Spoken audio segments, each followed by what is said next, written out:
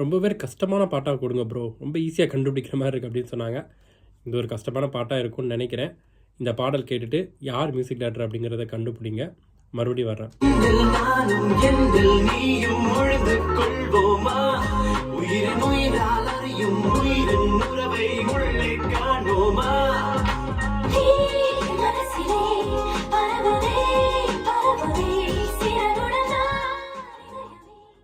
என்ன யார் மியூசிக் டைரக்டர்னு கண்டுபிடிக்க முடியுதா? யோசிச்சுட்டே இருங்க.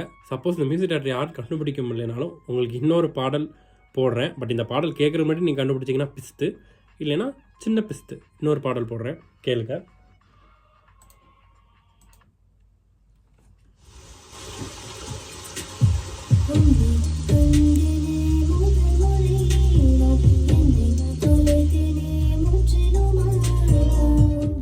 கண்டுபிடிச்சு கமெண்ட் பண்ணுங்கள்.